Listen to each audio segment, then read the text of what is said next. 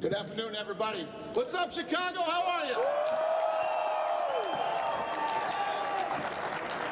Thanks for coming. We appreciate it. We're happy to be back here. And our second big fight on Fox, which will actually start our deal with the network in January. And we're bringing to Chicago and to the fans this free triple header. You know how I operate, guys. Let's just get right into this. Who's got the first question? Yeah, right here in the front row. He's going to bring you a microphone.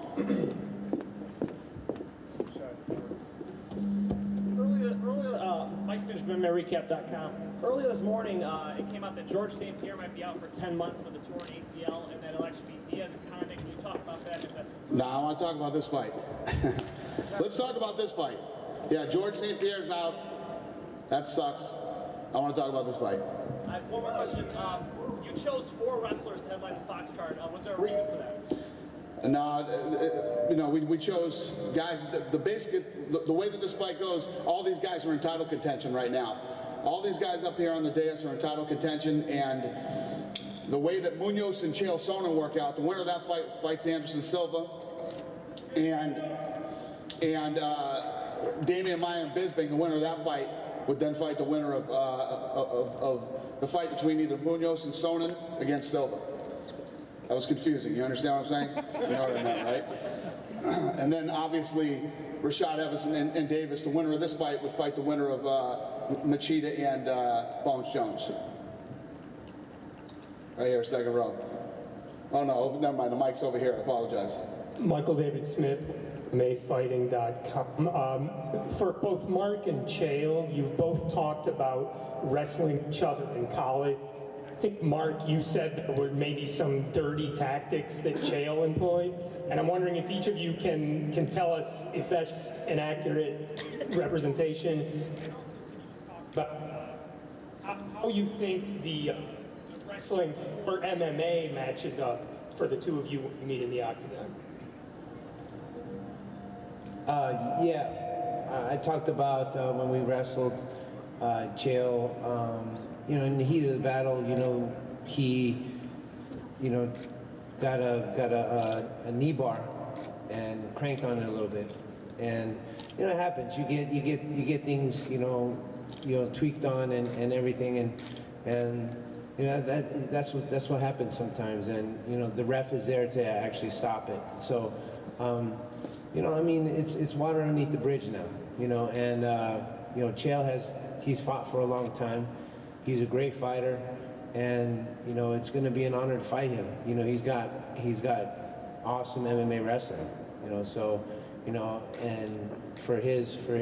for me, I got great wrestling, but you're definitely going to see a lot of wrestling going on.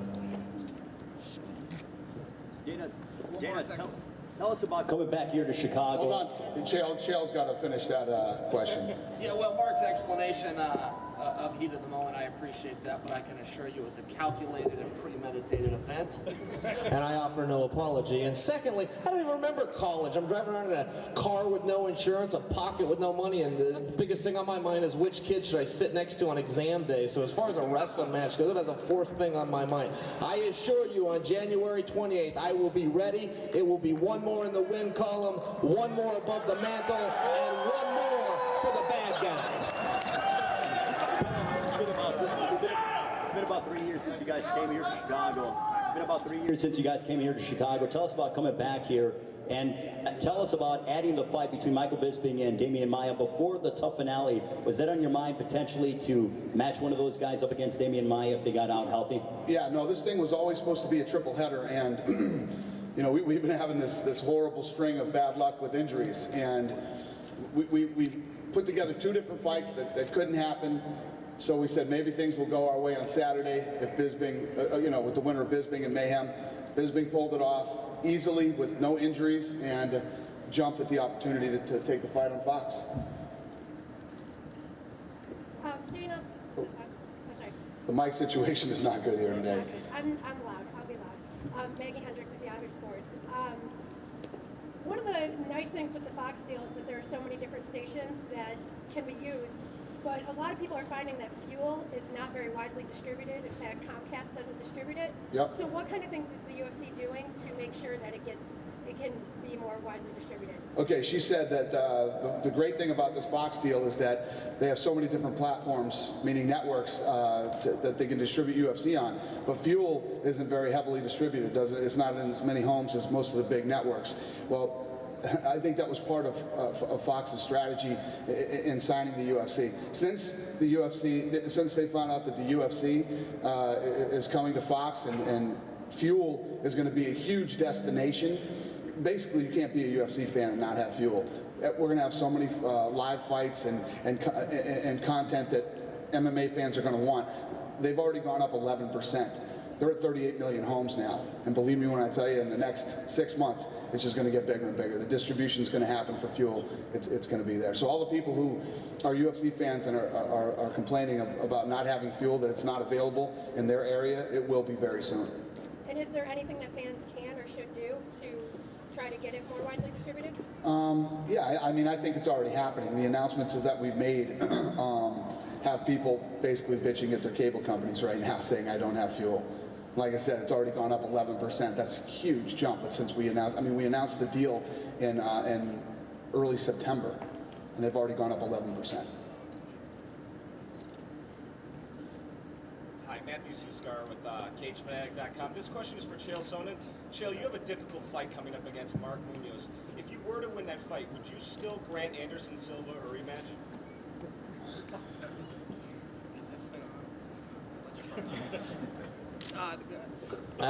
Yeah, the question is, would I grant Anderson Silva a rematch? Look, I got no problem with Anderson Silva, but I'm not going to change my schedule around just to kick his ass. Okay? I'm not waiting for him or anybody else. If I'm not the best guy and Mark is, then God bless him and he can go have the shot. But Anderson's not going to fight me in America, in Brazil, in Antarctica, in his kitchen while I'm trying to get a decent Brazilian steak. He is not going to fight me, and don't fall for the hype that he is.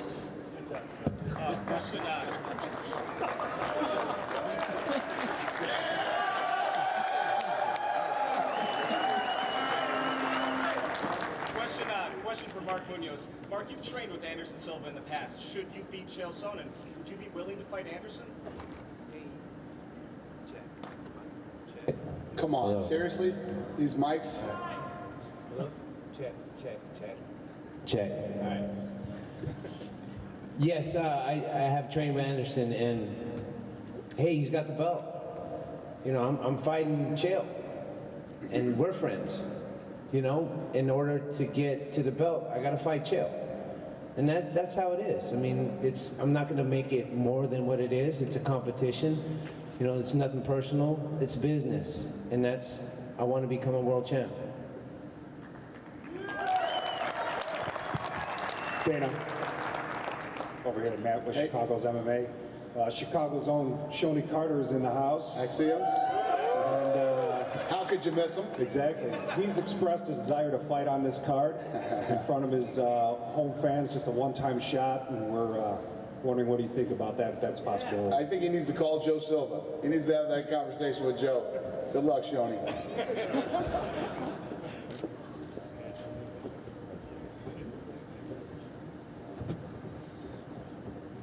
Steve Milhausen, Bleacher Report. For Chael and Mark, you guys are under the same management team, MMA Inc. Was there any hesitation with you guys to fight each other?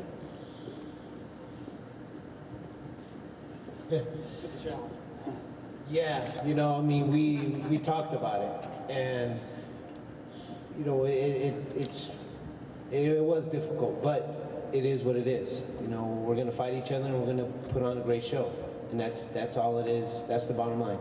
Period. End. You know, listen, everybody's got guys they don't want to fight, and Mark is definitely on the top of my list, and not just because I like him, because he's a hard match. I've competed with him before, and I've never beat him.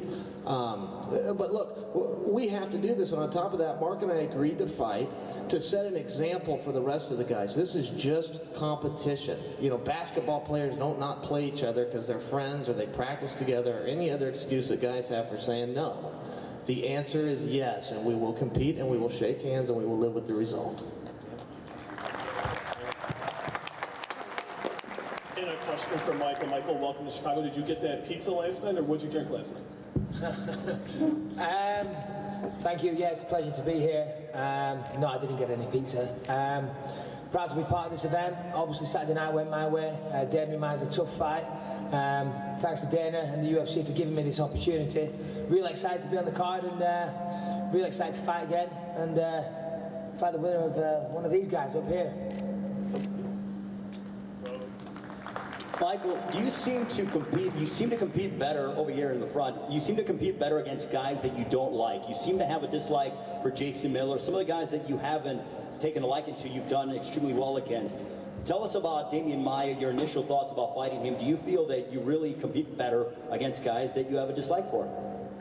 No, I don't think that's an issue. Yeah, you're right. You know, Jason Miller, you know, he talked a lot of trash, and I really didn't care for the guy. But ultimately, on the night, you know, you're going to fight.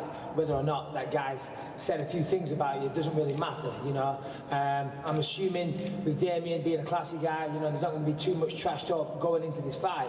But this is going to be an exciting fight. Damian's fought for the title before. You know, I want to beat him. I want to beat him impressively. And I want to fight for the title. So whether or not he calls me names or insults me, it doesn't really matter. I'm going to be 100% motivated for this fight. Chicagoland Sports Radio, show the card. How you doing? Go ahead, right here. Right here. Yeah. Dana, I'll talk to you later. We'll talk to you later. Dana Hirogo from theFightNerd.com. What do you think is going to go different in the Fox broadcast this time than from last time? Well, again, to explain that first fight, the first one we did, we didn't have a deal with these guys yet. The deal starts in January. We just did that to kick off the relationship with Fox, put one fight on. The difference between this one and the last one is this show is going to be 2 hours. There's going to be a lot more fights than there were in the first one. Awesome. Thank you. Over here, Dana. John Silva, Chicago Sun-Times. It's been 2.5 years since your last trip to Chicago. Why Chicago? Why this card? And why are you coming back? Yeah, well, it was time. We were due to come back to Chicago. You know, obviously this is the venue to be in too. And when we were looking at cities to bring, you know, the big Fox fight, Chicago was a no-brainer. Fox. What difference does Fox have? Because it's a big fight. The ones on Fox are big fights, and you know, we wanted to come to a major sports city. Do you anticipate a lot of local fighters on the card? Yeah, normally what happens when guys fight in the UFC and you end up going to their hometown, it's everybody's dream to fight in their hometown, especially again, in this venue. I'm sure it's been a lot of guys who live in this city's dream to fight here in this venue, in their hometown, in front of their hometown fans, so I'm sure there will be. I will talk to you later. You and I will talk later. Dana, can you talk about why it took 39 months or so to come back to Chicago? Is there any significance at all, or just kind of fluke of the schedule? Yeah, no, it's as we continue, there's places that's been longer than that. As we continue to go into these new markets and places that we've never been, new countries, etc. I mean, there's only so many shows we do a year, and only so many places you can do them in. So it's just the way it went. I know you get asked that in every scene. I do. Would you anticipate it would take this long to get back here for a third time, another 3 years? No, I doubt it. I doubt it. And, trying to play with the crowd and all. Phil, you have kind of the opportunity here to play a spoiler role for Rashad, who has had to be in that position before because of injuries and whatever else. Can you talk about your mentality going into that and, you know, being on literally the biggest stage of your life at this point, fight-wise? Yeah, you said I can play spoiler by winning. Yeah, I guess that's what I do. If I win, I'll spoil his fun. Yeah, unfortunately, he keeps getting hurt.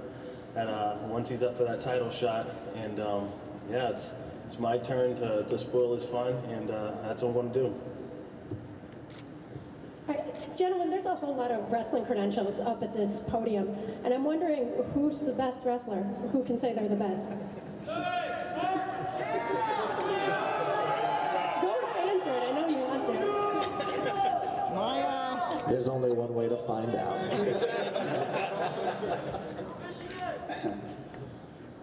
Nobody else I wants? thought Bisping was going to say he would. I was going to say, I don't know about wrestling, but I'm pretty sure I'll kick all their asses. I ordered Rashad a rematch. Chael will get it. Mark will have it as well. Oh, and by the way, Demian Maia's going to get it. Okay, and then one more for you, Dana. I know you're actually the best. And I'm wrestler. English. We don't wrestle. Dana, is there a bit of a gamble in putting in two guys who can be spoilers in Phil and in Mark, and what you thought you had in title fights with the men to my left? These two can definitely play spoilers. Is there a bit of a gamble in making these fights? No, that's boxing talk when you talk about gambling, about putting guys in. The way that this works in the sport, and all these guys know it, is you're always going to fight the best. These guys have fought their best all the way up to the top, and it's not going to change once you win that title. All of these divisions in the UFC are stacked with incredible talent, and things happen. Just like this gentleman said earlier, George St-Pierre is out for 10 months now, and now Condit and Diaz are going to fight for the title. Things happen, and you always have to be prepared and ready to fight the best on short notice. What? Yeah, did you say for the title for Condit and Diaz? Yeah, they're fighting for the interim title. There's going to be an interim title till George St-Pierre comes back. Yeah. I didn't want to talk about this, and then I mentioned it. What an idiot. This question is for Phil Davis. Phil, you've had quite a long layoff. Are you concerned about ring rust? No, not at all. No, I'm not concerned about ring rust at all.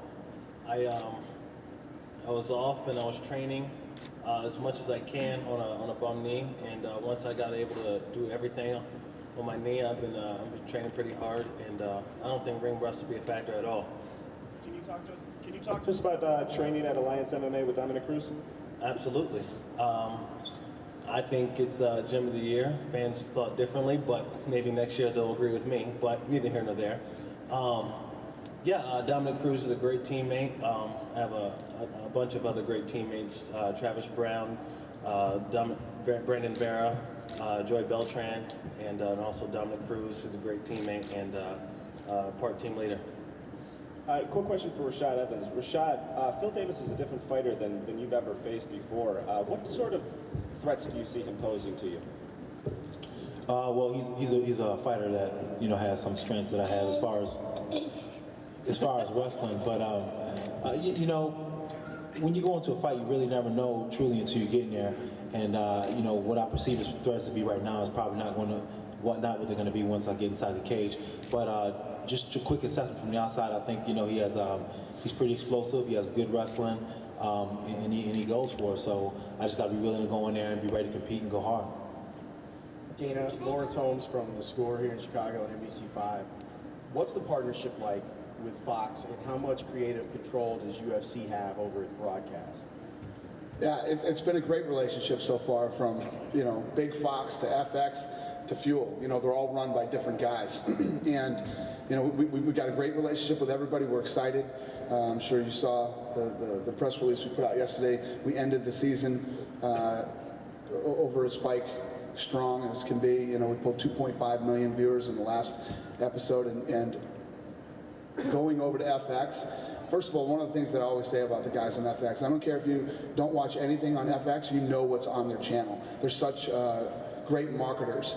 So I expect big things for The Ultimate Fighter. I expect, you saw the numbers that we pulled on Fox with the first fight, and I expect that number to grow. I expect it to get bigger and bigger and bigger. It couldn't be better. I hope I answered your question. And how much control do we have? We do control the production. But obviously Fox is great at what they do. These guys are the leaders in sports, and they've had a lot of good input, and I'm sure they're going to continue to have more. And we want it. We welcome it. Dana, just wondering, you got the two middleweight fights, and we don't know the status yet of Anderson Silva. After this fight, with Munoz and Chael, and then with Michael and Demian, could the winners face each other possibly for an interim title if Anderson's not healthy? Anderson should be ready, Anderson should be ready. When guys get injured and they get certain injuries, we have a pretty good time frame. I think the only guy we didn't have a time frame on was Brock. When he had that diverticulitis, we didn't know if he was ever going to fight again. But Anderson should be ready by summer. And Rashad, I know now you live out in Illinois, out in the south suburbs. How does it feel to be fighting pretty close to home? Actually, I live downtown. Oh, I thought you lived down in South Suburb. Huh? I thought you lived in South Suburb. No, I live downtown. Oh, okay. It feels good, you know. I mean, you know, one pressure that you have is that a lot of people want tickets, but that's a good problem to have. But besides that, it's good to actually fight in the city where I live at.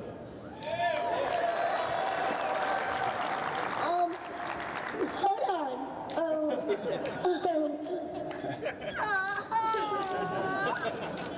Just like his daddy. Go ahead, right here. Rashad, if you do make it past Phil Davis, which fight means more to you? A rematch with Machida or fighting John Jones at this point? Well, to fight Machida, it'd be good to, you know, get to redeem my loss. But then to fight John Jones, you know, we got the personal beef. So I definitely want to fight John. I want to put my hands on him bad. Because every single time he opens his mouth, man,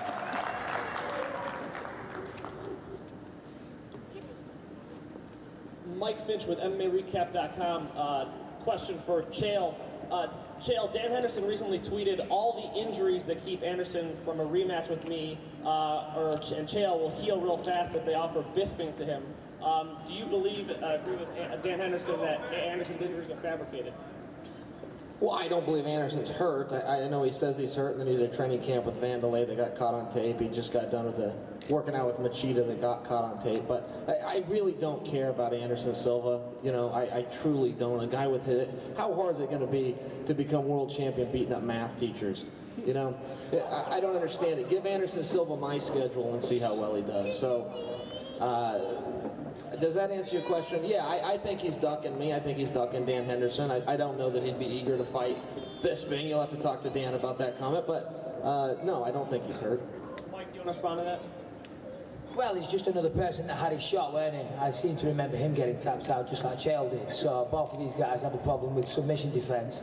You know, just if he's bitter about it, don't talk shit about me about it just because you blew your shot. Thank you.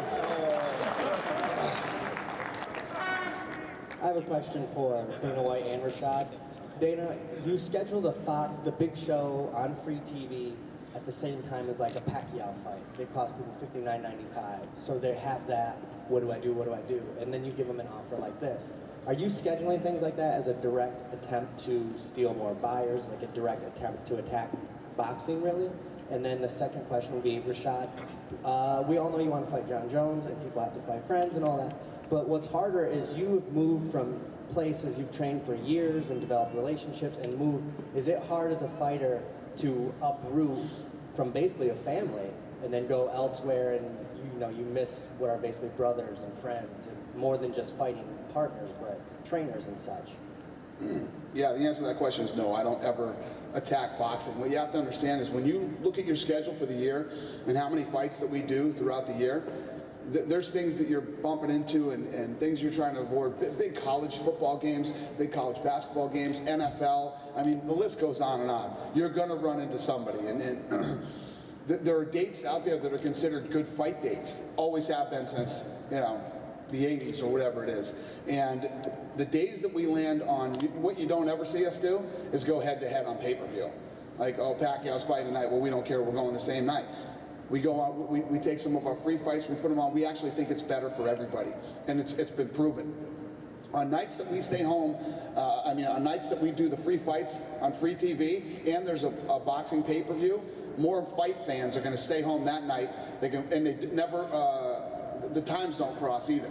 So you can stay home, you can watch the UFC fights for free, and then click over to pay-per-view and watch a Pacquiao or whoever. You know, for instance, the other night the Cotto Margarito fight was on, the same night as the Ultimate Fighter. We pulled 2.5 million viewers that night, and then I don't know what they did in pay-per-view buys, but traditionally, every night we go the same night, both of us do very well. And to answer your question, yes, it was hard to switch camps and go to a different team and reestablish relationships with people and just go through the whole gambit of what it takes to develop a team. But after making a switch, I can see exactly what was missing in my old situation. And sometimes when you stay in a situation for so long, things kind of become stagnant. And it's good to be in a situation with the team I'm in now that things feel fresh again, things feel new again, and then you get to feel the old way how things felt at Jackson, because when we first started, it was about team. It was about, you know, everybody helping each other out, pushing each other to the limits, and getting the best work in. And then once I left and exited, or before I left, it started to become far from what it was then. So it's good to go back to a team that actually has those founding principles, which I started in. Demian, quick question. You haven't submitted somebody since Chael, I think, was your last submission. Sorry, Chael, don't hate me. Do you find that there's pressure going into fights to look for submissions? And when you look at Michael's fight on Saturday against a good submission guy, you know, obviously Miller wasn't able to do anything with it. Do you find pressure in that department going into fights? Yeah, of course. You know, when I started the UFC, I submit 5 fights in a row. So, you know, everybody, when I go to the ground, they expect me to submit the fight. So, when, you know, when the fights start going, I don't submit, people don't like. But it's just, you know, expectation. But I fight every time like tougher and tougher guys. And it's normal. And, you know, I took a time learning more boxing and Thai boxing and even wrestling. I've been in Chicago like 3 times training wrestling here last year. I cannot just train jiu-jitsu anymore. I need to be an MMA fighter. So I think, you know, I will come back, but this is a great opportunity to come back and try to submit this fight. I know this is it's going to be huge on Fox. We need to come here, me and Mike, and put a war. Do you think that helps you, everybody considering you such a strong jiu-jitsu guy, and that allowing you to work on other areas of your game and perhaps take guys by surprise? Yeah, of course. I've been training a lot of boxing lately, and I think I developed. Now I'm training with a Cuban guy in Brazil, and but what I'm trying to do right now is like to come back to my roots, come back to jiu-jitsu, because I think now I have a certain level that I can do, well with everybody in my weight division. So I need to work back and work on my jiu-jitsu, because that's what people want to see. They expect me when I go to the front to the floor to submit the fights. Phil, the transition from coming from wrestling, basic quality, you've all developed your skill set as far as being the wrestler going into MMA. Tell me, such the influence of MMA on you in the transition from being just a wrestler to now an MMA fighter. Has it been really difficult for any of you? But especially you, I'm curious. How do you feel about it? Probably the worst part about transitioning from wrestling to MMA is just going into a practice and understanding that your goal is not to try to compete with a Brandon Vera and stand up. Your goal is to go in there and practice what you worked on. Keep your guards up. 1, 2, hands come right back. Just stuff like that. Just going into a practice knowing you're working on getting better and not trying to win. And then eventually you start doing better, and then you try to, you're gaining confidence in all these different areas, and you're looking to win in different situations. And it's hard when you go from a sport where you have. I always do what I was doing in wrestling. I knew what I was doing, and then when I got into MMA, I didn't know what I was doing for a while. I didn't, and that's the hardest part. All right, somebody else have a question? You couldn't wait to talk, could you? If you guys don't raise your hands fast enough, Shoney Carter's going to start talking. Dave Sadler with Vigilante MMA. This question is for Chael. I'm wondering, is Munoz the toughest wrestler that you've ever faced in the UFC? And if so, does that change your strategy at all? I would imagine that he's the best. He's certainly the most decorated, I haven't given it a lot of thought, but I'm not a wrestler either. I'm a fighter from the mean streets of Westland, Oregon. And this is the way it goes. Look, I think everybody up here is grateful to be on Fox. They'd probably say, Fox, thanks, everybody but me. I would say, Fox, you're welcome. You've been telling people for years you've got the American Idol, and now you finally do.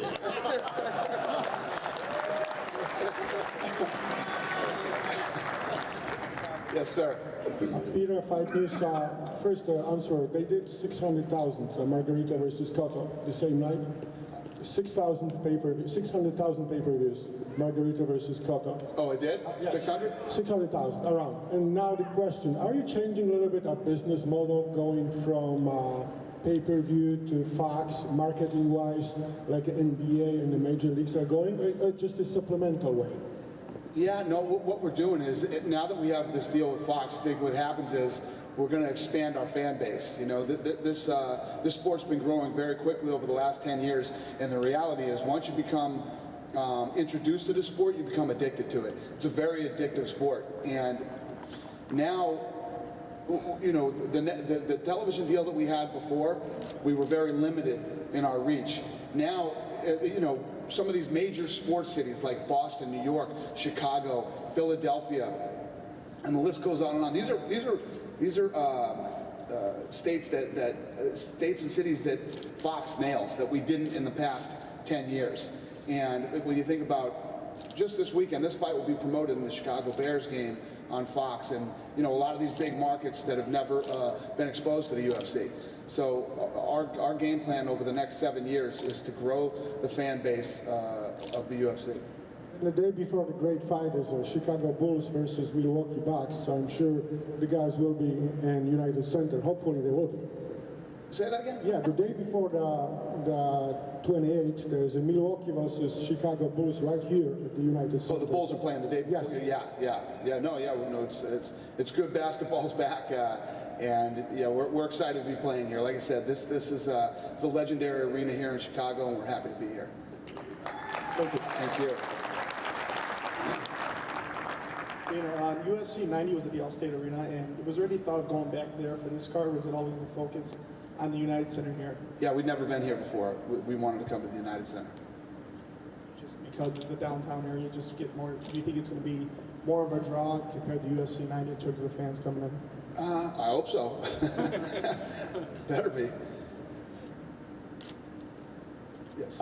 Matthew C. Scar with CageFanatic.com. Phil, I'm going to ask you a question that I already know the answer to, but I think the message is important. Can you tell us why you wear the pink shorts? Yes, it's for breast cancer awareness, and you know, it's just kind of one of those things. It's close to me. I have some friends and some family affected by it, and you know, it's just one of those things. People connect to people wherever you are who are going through something, or you know, whatever have you. Just to know that somebody else supports you or has been there, it just you know, feels good. And a question for Mark Munoz. Mark, we were talking about boxing not too long ago. Are you a fan of Manny Pacquiao? Yes. Yes, I am. And what is the support from the Filipino community been for you? It's huge. Yeah. Salamat sa'yo. Yeah, it's huge. You know, you see just the popularity of just boxing and how many people just fill the stadium. You see a lot of brown people in the stadium when Manny fights, you know. You see the same thing here, and it's starting to catch on. You know, I want to be the Manny Pacquiao in boxing and MMA. You know, that's what I want to be. I want to be the best that I can be at this weight class and pound for pound. So that's what I'm trying to shoot for, and that's what I'm working hard for. Dana, all of these fighters have knocked people out in the past. However, none of them are really known as knockout artists. They're mostly grinders and submission artists. Was that a deliberate decision for the Fox card? What I'm saying is, Are you trying to avoid having brutal knockouts on primetime TV? I mean, this guy's got one of the nastiest ground and pounds in the business, one of the most vicious, nasty, smash you up against the cage ground and pound there is.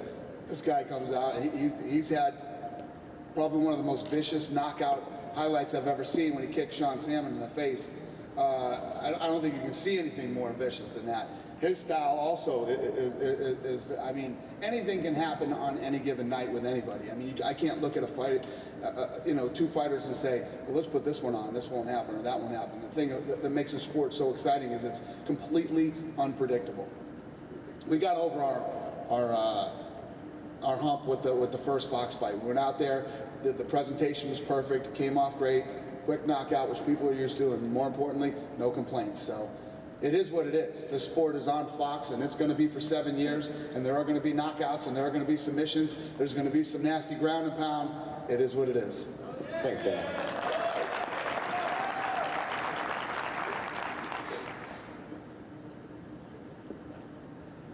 Lipinski, Wrestling Observer.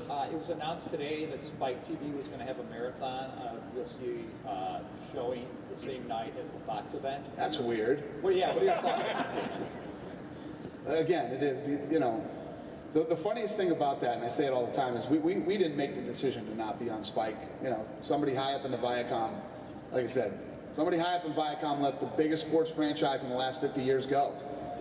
And they're acting mad at me. I didn't do it, they did. They got to do what they got to do to program their network. It is what it is. Dana Hiroka from the Fight Nerd. Dana and Michael, this was one of the best received seasons of The Ultimate Fighter. What do you think going forward? Did something change this year in the way you pick the coaches and the fights, or is it kind of the luck of the draw? No, the Ultimate Fighter has been one of the longest running reality shows on television, and it's the thing is it's a very relevant show, and you can watch these guys live in this house. At the end of the season, one guy moves on and wins the contract, but 4 to 5 guys a season end up moving into the UFC, move on to fight nights and into pay-per-views. I mean, if you're a fan of fighting or of mixed martial arts, it's a great show to watch. This season, there was awesome dynamic between the coaches and the talent this season. I said it before we went on. This is the first time that we've ever shown every single fight to get into the house because they were that good. This was just, there was great talent, great heat between the coaches, and it was a home run. And as a fight fan, knowing that you're going to see the coaches fight on free TV is definite incentive to keep watching. Is that something that you think affected the ratings? Yeah, no doubt about it. I mean, the 2 times that we've done that, the other time was with Jens Pulver and BJ Penn. We pulled great ratings with both, but that's what we're so excited about moving into this next season on FX. Every fight, the fights are live. You're going to be watching them live every week. So, and all the other stuff, all the stuff that happens, the reality is what we call Jive Live. It will have happened in the last 2 days. So the reality will have happened in the last 2 days, and every fight is live. It's going to be a killer season next season. Thank you. Me too.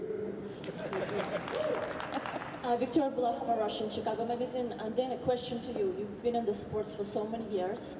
What kind of progress have you seen for the last 10 years? What are the main things happening? With the mainstream? With the UFC, with the fighting, with the MMA? Well, I guess the best way that I could explain it to you is the first fight that we ever did at the Trump Taj Mahal, UFC 30. We sold 3,500 tickets. We did a live gate of $115,000. And 2,500 people watched it on pay-per-view on DirecTV. A fight we did this year up in Canada, we did 55,000 people, a $12 million gate, and 1 million pay-per-view buys. So, I mean, it's come a long way. We're in 175 different countries, in 22 different languages, and over 500 million homes worldwide on television. We've broken records in every major arena throughout the world. I could keep going on. I mean, I could talk forever. We just signed a huge deal with Fox. So we've come a long way. And another question I have for Rashad and Phil. There is exactly a 5-year age difference between you two. How do you think it's contribute to you two going into this fight? Rashad, to you maybe it's going to be more experience, or Phil, to you it's going to be more speed and use? Your opinion on this side? The 5 years for me, I think it adds to my experience and the fact that I've been in these big shows and I know how it feels and I know what to do mentally to get ready because, there's a part where it comes to physical and that's one of the biggest parts, but one of the parts that gets overlooked is the mental part. And having a chance to be in a situation like this, I think my experience is going to help me out big in this fight. Right. Where I lack experience, I just make up with just being a champion at heart. Sometimes I don't always know what to do, but I just find a way to get the right thing done, and that's winning. And that's just one thing I'm good at. I'm going to take one more question from you guys, and I'm going to pop up into the fans and ask the fans a couple questions here. Dana, sitting here with Michael and Chael sitting next to each other, could you ever see if those two were to ever fight each other? Probably wouldn't have to do a whole lot of press. Those two guys could probably handle it pretty good, don't you think? Yeah. Well, this is the first time I've met Chael Sonnen, and he's one of the nicest guys I've ever met. Don't be fooled. That wouldn't last long. All right. Let's go up to the fans. If these microphones work, let's see if we can get a couple questions from you guys. Listen, here's the rules before we start. Don't ask me for tickets. I don't have any tickets. When I come back to Chicago, I'll be tweeting tickets. Let's just keep it fight related, okay? Thank you. Dana, it's great to see you guys here in Chicago. Thank you.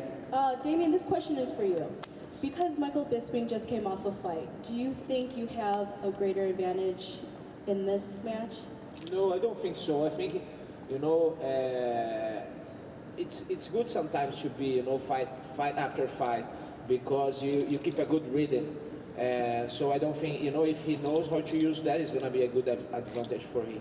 And on the other hand, I just fought you. I fought in October. It's not so long ago. I think, you know, this is not going to make any difference. Good question. Next question. Thanks, guys, for coming to Chicago. Appreciate it. I just wanted to ask Chael a question. Who do you think is the Tim Tebow of MMA? Tim Tebow, the quarterback, he's doing a good job. You know, who knows? I've never seen a football game in my whole life. I know who he is. I haven't. I've never seen a basketball game either. My uncle won 2 NBA championships. I do not follow sports. This is the only game I know to play, but I don't know. But good for Tim. I like what he's doing. I hope he keeps it up. Over here. Dana, I just want to thank you guys very much for coming back to Chicago. Everyone here, real big fans. We're real happy to have you guys here. Thank you, bro. But also, I want this goes out to Chael. We're from Indiana. We're going to have a huge group, and you're going to have all the support from us. You're definitely going to hear us on the 28th. Well, I appreciate that, and thank you for being here, buddy. I will be here as well. I assure you, no matter what happens between now and then, I will make that walk on the 28th and do my job. And Hammond, Indiana, 219, we're right behind you the whole way. We're going to be here deep. How's it going, guys? Thanks. How you doing? Robbie, for future UFC fighter. Remember the face. As of right now, I am a plus-size fighter, so it brings me to this question: would you? Are there any other divisions, any other weight divisions that you're considering adding to the UFC roster? Maybe super heavyweight. The big guys need some love. Anything? What do you think? I will be making an announcement very soon about the 125-pound division. Thank you very much. Love you. Thank you. Dana over here. Yeah. Being on Fox, can we anticipate, like, you know, in America having more like events in football arenas since it's growing, and, you know, to meet that demand? Yeah, that's a good question. I think it would have to be the right fight. The right fight we could do in a stadium, but I like keeping it in arenas this size. It's you know, has everybody here in this building been to a live UFC event before? Yeah. So you know the energy and the buzz and excitement with it we do in an arena like this. And I think we did a great job of pulling that off in Canada when we did the big one, but I like this right here. Thanks for coming out, guys. Dana, I got a question for you. As far as the presentation, are you guys going to be doing any like promotional stuff leading up the week of the fight? Are you going to do stuff around the city? Absolutely. We'll be all over this place. We'll be all over the city from Monday to Sunday. So yeah, for the hardcore fans that you know want to experience all the things that happen the week of a UFC fight, believe me, we're going to blow it out of the water here when we come back. There'll be all kinds of fun stuff to do. We'll be all over Twitter and doing, you know, believe me, you're going to enjoy it. Open workouts, you name it. Since you've done the Fan Expo, East Coast, West Coast, have you ever thought about doing one in the Midwest here in Chicago? Yeah, no, it's a good question. And I honestly do not know the answer to that question. I think it's a good idea. Well, there you go, then we'll do it. And then also for Bisping, is this something that you want to do where you have a fight back to back? I mean, the other day on Saturday was just like a 3-round sparring session, but is that something you like to have fights that are close together, or would you rather? Well, it was a three-round ass kicking is what it was. But yeah, you know, I mean, Dana came and asked me to do the fight, and you know, why wouldn't I take this fight? You know, I mean, I'm in shape, I'm on weight, I've just had a long layoff doing the Ultimate Fighter, so I want to make up for that. And I'm in my prime, you know, I'm 32 years old, I'm not getting any younger. I want to fight as much as possible, you know, and Demian Maia, you know, is a great opponent for me. Over here. I have 2 quick questions. One, would you let any of the fighters double as a quarterback? We could use some help. The other one, if Chael acts any more like a professional wrestler, would you consider dropping the title from the top of the arena, maybe Chael Sonnen Mark Munoz ladder match? People talk about Chael Sonnen being a professional wrestler. I actually think Chael is very witty, very funny, and you know, if that makes you a professional wrestler, I don't know. I mean, the guy's funny. He's quick-witted. And trust me, when he goes in there, he's not doing professional wrestling when he steps into that cage. He's in there to hurt people. In a competitive way. Dana, thank you for coming to Chicago. Thank you. You like my spider shirt? What is it? I can't see it. These lights are... Asking Chael if he likes my spider shirt. I love that shirt. It's awesome. Hey, but Dana, let's just say that Bisping beats Maia and Sonnen gets that title. That'd be a great tough. Just throwing it out there. If Bisping beats Maia, who fights who? So if Bisping beats Maia... Are you trying to say me and Sonnen would be a good ultimate fighter to do? Got it. But that's what we want. Come on, give me a break, mate. I've just finished one. You're the master. Oh, the ultimate fighter. Okay. Okay. I couldn't understand you, and I definitely can't understand Bisping, so that was a tough one for me. How's it going? Dana, yeah, how's it going, Dana? Thank you so much for coming back to Chicago, man. It's been a long time coming. I really thank you and Silva, Lorenzo, everybody. Thank you. Chicago. My question for Chael. Chael, it seemed like you got a lot of respect for Mark Munoz, and you got a lot of respect for Brian Stan. It seemed like, you know, the more respect you gain for your opponents, so maybe, you know, you might finish this one off too. You know, are you looking to go for another submission victory, or are you gonna ground and pound, or are you gonna do something new? What else? Well, you're welcome that we came back to Chicago, and when Dana and I made that decision to do that, and he takes most of the credit for it, but when we decided, we actually had you specifically in mind. So thank you for coming out today. And secondly, you know, I don't plan for any of that stuff. I hear guys talk about game plans and footwork and strategy with their coaches and their gold teeth and their 8th grade educations. I don't care about any of that.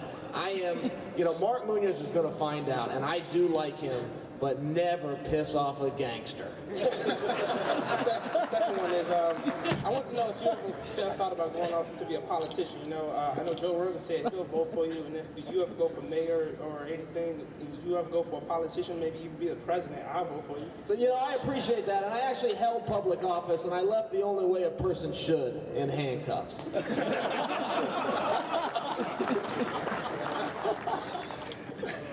Hey, Dana. Thanks for coming to Chicago again. I will most definitely be here the 28th. Thank you. My question's for Chael. Before you get to smash Silva again, are you? Do you have a game plan? Like you said, I know you just said that, but do you want to keep it like on the ground, or do you want to stand up with him because he's got such a high wrestling credentials? Are you talking about Anderson or Mark Munoz? No, Mark, sorry. Oh, well, yeah, you know. Anderson has none. I really don't know. I don't have a huge confidence that I can get Mark down. If I do, I'm not very confident I can keep him there. And I think the same goes the other way. I am confident that he's not going to get me down. If he does, he's not going to keep me there.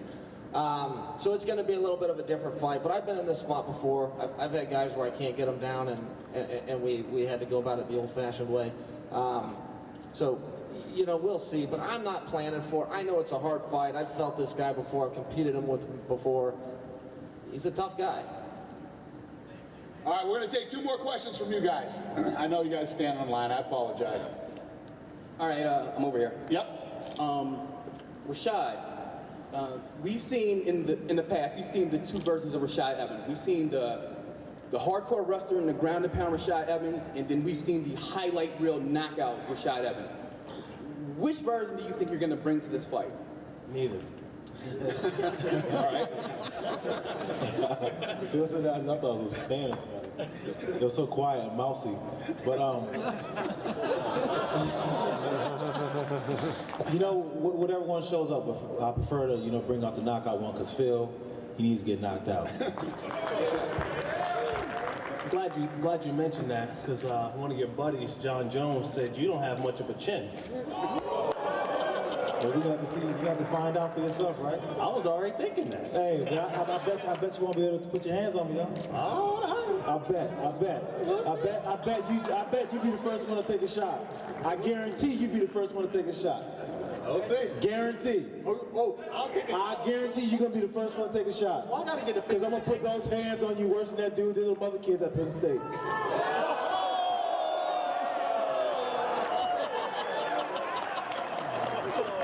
I almost don't want to ask my question because that's getting pretty good up there. Dana, I just want to simply say, I wanted to know if you remembered me at all. I would be surprised if you did. But last time I saw you was at UFC Dallas. I believe it was 107. I told you I was going to lose 100 plus pounds, become a fighter, and that you'd see me soon in the UFC. And you said, good luck, kid. You know, and I just want to say I lost 120 pounds. I'm 3-0 as an amateur. I'm a cutthroat champion. Good for you, man. That's awesome. I'd say about 1 year from now, you'll be pretty familiar with me and my brother. He's also an amateur fighter. He's fighting this Saturday at the Sears Center. I was hoping some of you guys come make it because he's going to put a beating down on his opponent. The two of us, between us, we lost 180 pounds. And quite honestly, you guys are all my heroes. You guys motivate me, but I would love to punch every single one of you in the face. Good for you, man. Congratulations. That's awesome. Good for you. We'll see you soon. Thank you guys very much for coming today. We appreciate you.